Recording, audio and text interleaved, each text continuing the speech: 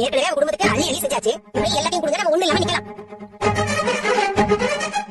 உங்களுக்கு காசு கம்மியா தான் வருது. அது அவங்க கொடுத்தீங்கன்னா அப்ப உங்க செலவு என்ன பண்ணுவீங்க? நீ கவலைப்படாத, உங்ககிட்ட நான் காசு கேட்க மாட்டேன். நீ எதுவும் தரவானா? அப்புறம் அம்மா கிட்ட தூக்குனால நான் கொடுக்குறேன், நீங்க வாங்குறீங்க, அவ்வளவுதான். நான் ஒரு 5,000 தரேன். சுருதி பாத்தியா? உன்னை கேட்காம அவன் காசை எப்படி அள்ளி இறக்கிறான் பாரு. என்னன்னு கேளு. அதானே. என்னடா நீ மட்டும் தான் கொடுப்பியா? ஏன் ஷாக்கு நானும் 5,000 கொடுக்குறேன். ஐயோ ஸ்ருதி, அதெல்லாம் வேண்டாம். மாமா தரேன்னு சொன்னாங்க, அதுவே அவங்களும் கொடுக்குறாரு, நாங்களும் கொடுக்குறோம். நீங்க வேணாம்னு சொல்லக்கூடாது. பரவாயில்ல மீனா, உனக்கு டக்கு டக்குன்னு செய்யுது எல்லாம் உன்னோட நல்ல ராசிதான். பழங்கள் சொன்ன மாதிரி சீக்கிரம் போய் நல்ல எலக்ட்ரிக் கூட வாங்கிடுவோம். சரியா? அப்படி நீங்க சமைக்கிற வைங்க. இந்த என்ன பண்ணி பின்னாடி 50,000 கொடுத்தா எதுக்கு ஆண்டி கிட்ட சொன்னேன்? எல்லாத்தையும் அவங்க கிட்ட சொல்லணுமா? நீ வந்து இருக்கேன், மத்தவங்க இப்படி தான் இருக்காங்களா?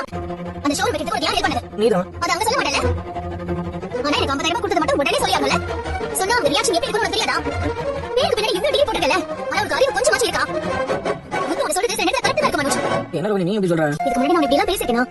ஆனா எனக்கு நீ தான் இப்படி பேச வச்சிட்டு இருக்க. எனக்கு இந்த வீட்ல யாருமே சப்போர்ட் பண்றது இல்ல. நீ இப்படி இருக்க. போதும். உன்கிட்ட எவ்வளவு சொல்லியோ அது யூஸே இல்ல.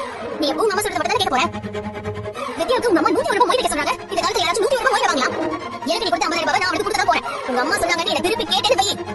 சரி சரி பரவாயில்ல, அதெல்லாம் நீ டென்ஷன் ஆகாத. 40,000 வெளியே கொடுத்துரு, பிரச்சனை இல்ல. அம்மா கிட்ட 10,000 மட்டும் அதுல இருந்து கொடுத்துரு. 40,000 நீ செஞ்சா எனக்கு போயிடுச்சு. மீதி 10,000 வித்யாக்கு கொடுக்கலாம் இருந்தேன். அதையும் கேட்கலையே. என்ன யோசிக்கிற? யோசிக்கிறதெல்லாம் வெளியே சொல்ல முடியும். அப்படியே சொன்னாலும் அடுத்த நிமிஷம் போய் உங்க அம்மா கிட்ட சொல்லிடுவேன். சரி, அந்த 10,000 கொடுவாங்க, நான் அட்ஜஸ்ட் பண்ணிக்கிறேன். ஆனா அம்மா கேட்டா அவங்க சொன்ன மாதிரி வித்யா கல்யாணத்துக்கு 101 ரூபாய் மொய் வச்சு போய் சொல்லிடு. அது போதும். என்ன இத்தனை விரோதமா இருக்கு? என்ன ஸ்பெஷல்? ஸ்ருதி சொல்லுங்க. சொல்றேன். கமகம வாசனையா இருக்கே. போட்டு சாப்பாடா? சுருதி, என்ன கடையில வாங்கின? முதல்ல எல்லாரும் சாப்பிட்டு எப்படி இருக்குன்னு ஒப்பீனியன் சொல்லுங்க. அதுக்கப்புறமா எங்க இருந்து வந்துச்சு நான் சொல்றேன். ஏன் உடனே இப்படி ஏதாவது போய் என்ன? முதல்ல சாப்பிடலாம். ஏய், உன் கைப்பக்குவம் மாதிரி தானே. ஆமா ரவி, நீ வீட்டுல செய்யும் போது இப்படிதான் இருக்கும். அம்மா, இத நான் செய்யற கிரெடிட்ஸ்லாம் இருக்கிற மாதிரி தான் இருக்கு. ஆனா இந்த விஷயம் நான் செய்யணுமா? எனக்கு இது குழப்பமா தான் இருக்கு. இது ரவிக்கு பண்ணது இல்ல. அப்ப வேற யார் சமைச்சாங்க ஸ்ருதி? இத சமைச்சது ரவி கிட்ட அசிஸ்டன்ட் ஷெஃபா இருக்க குமார்னு ஒருத்தர். குமாரா? ஆமா. நான் என்னோட ரெஸ்டாரண்ட்டுக்கு ஷெஃபா ஹையர் பண்ண இன்டர்வியூ வச்சிருந்தேன். அந்த இன்டர்வியூக்கு ஒரு அசிஸ்டன்ட் குமார் வந்திருந்தாரு. நான் சமைச்சு உங்களுக்கு கொடுத்து விடுறேன், நீங்க சாப்பிட்டு பார்த்துட்டு சொல்லுங்கன்னு சொன்னாரு.